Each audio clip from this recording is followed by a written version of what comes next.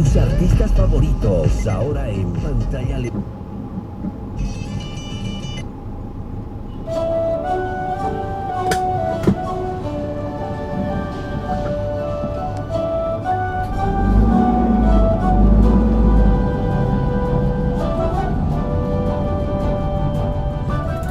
Hoy con nosotros en La Puerta Abierta, José Alberto González, más conocido como El Gringo. Gracias por acompañarnos, bienvenido a Puerta Abierta, Gringo. No, muchísimas gracias, muy contento, muy feliz, además en un hábitat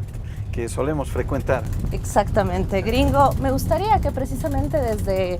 un ámbito más como ciudadano, de a pie, como un boliviano general, dejando de lado obviamente el papel que desempeñas como presidente de la Cámara de Senadores, nos hagas una pequeña evaluación de estos 11 años de gobierno del presidente Evo Morales. Yo creo que si alguien vuelve a Bolivia después de 11 años de haber estado fuera del país, definitivamente no reconocería este país, ¿no? Este país ha cambiado dramáticamente en los últimos 11, 12 años y yo creo que lo que está experimentando el ciudadano es que definitivamente esos deseos que solían invadirte allá por la década de los 90 o cuando comenzaban los 2000 de salir a buscar otros horizontes, mucha gente que ha decidido migrar en algún momento estaba pensando en volver a Bolivia, buscando la forma de readaptarse a este nuevo país. Entonces yo creo que hoy tenemos muchas más razones para sentirnos orgullosos de ser bolivianos, hemos recuperado la dignidad y yo creo que además de todo lo otro que tiene que ver con la mejora significativa que ha habido en el tema de ingresos económicos, en la situación económica, la posibilidad de progresar, de crecer económicamente o materialmente la gente, yo creo que ese es otro también, ¿no? El hecho de que hoy Bolivia ya no es el país en el que generalmente somos campeones en la corrupción, en la pobreza, en la miseria, en los peores indicadores éramos los campeones. Yo creo que hoy Bolivia, por ejemplo, este año nuevamente va a ser campeón en crecimiento en toda la región y eso sin duda nos llena de mucha satisfacción y mucho orgullo y reitero, nos hace ver que definitivamente estamos viviendo en otro país muy distinto al de hace 11 o 12 años atrás. También es una Asamblea Legislativa Plurinacional muy distinta. En estas gestiones ha tenido un arduo trabajo, se han promulgado muchas leyes que velan por los intereses de la ciudadanía y de la población en su conjunto. Me gustaría que puedas hablarnos un poco y brevemente sobre las más importantes y las que realmente han marcado un antes y un después en nuestro país. Yo este año sinceramente quisiera destacar el esfuerzo que ha hecho la Asamblea por el tema de la justicia. Yo creo que el tema de la justicia ha sido un elemento muy importante en dos momentos particularmente, en el avance que se está haciendo en los códigos, en la nueva codificación, en los denominados códigos morales, que es uno de los elementos, y el segundo, el tema que se ha vinculado a las elecciones judiciales, ¿no? Recordarles que la Asamblea ha tenido justamente a su cargo todo el proceso de preselección y hace un trabajo muy arduo, muy intenso de muchos meses, que lamentablemente en algunos casos o no fue entendido o fue subvalorado, ¿no es cierto?, pero que en síntesis nos va a permitir, esperemos nosotros desde enero, tener una mejor justicia, ¿no?, entre los códigos nuevos, entre las nuevas autoridades.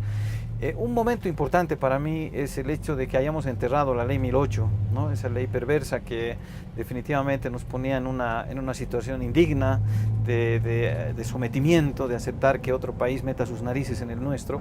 Hemos hecho dos leyes muy importantes, por un lado la ley de la hoja de coca y la segunda la ley de sustancias controladas, que como te decía, además en parte el Código Penal, vienen a definitivamente enterrar a la 1008, ¿no?, que durante muchísimos años, varias décadas, fue sin duda uno de los símbolos, yo diría, más importantes y más tristes de lo que ha sido el intervencionismo sobre nuestro país, ¿no? Entonces,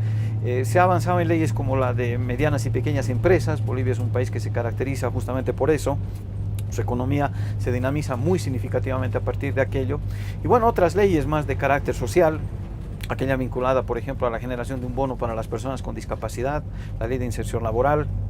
el tema de la pastilla de la Haya, que va a evitar que la gente tenga que hacer esas costosas y aburridoras legalizaciones de documentos, eso se terminó. En fin, yo creo que es un conjunto de normas, seguramente cerca de un centenar, que van a ir, como tú decías muy bien, a cubrir sentidas necesidades de nuestra población. La Asamblea también en este último tiempo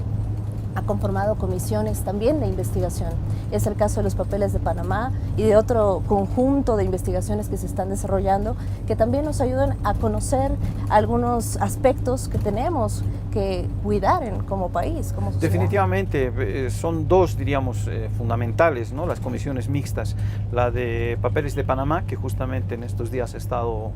haciendo conocer sus conclusiones, y la segunda, la vinculada a los procesos de capitalización y privatización,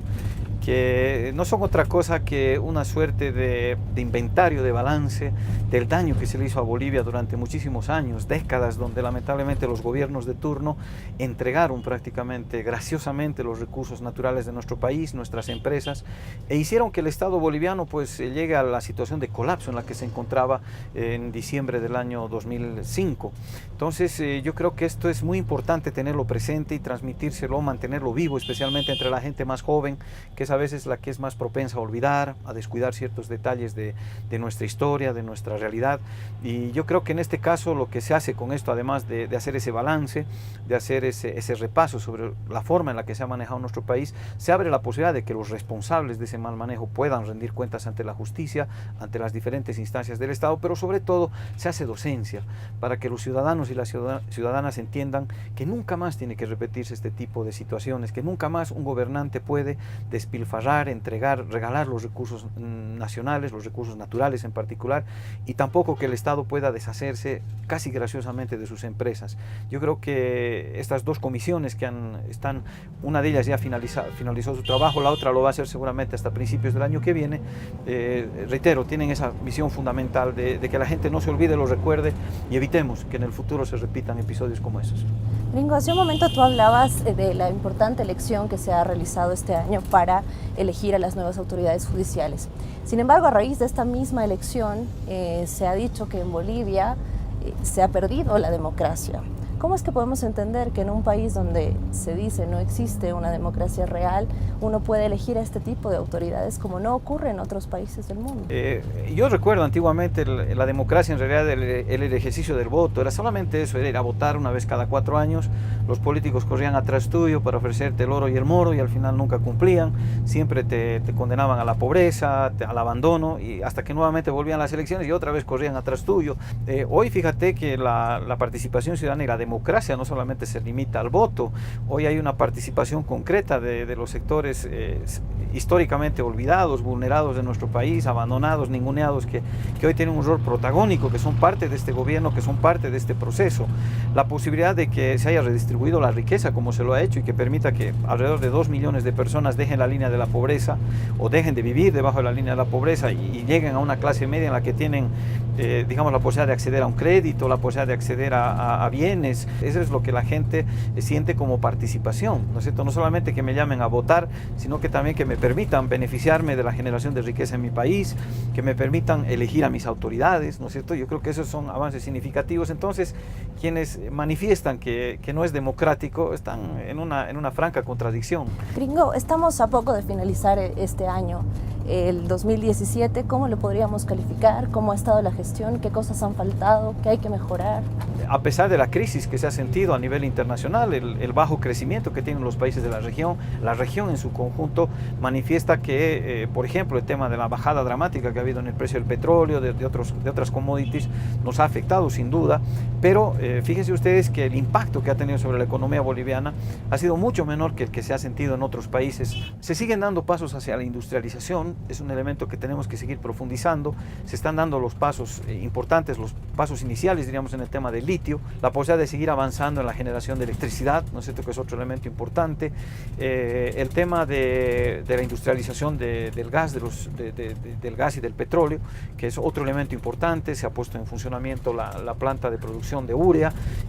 seguramente el año que viene o en un par de años estará funcionando también la planta de polipropileno y polietileno. Entonces son avances que se están consolidando, que dan justamente en la tecla de la industrialización, que era uno de los temas que teníamos pendientes en Bolivia.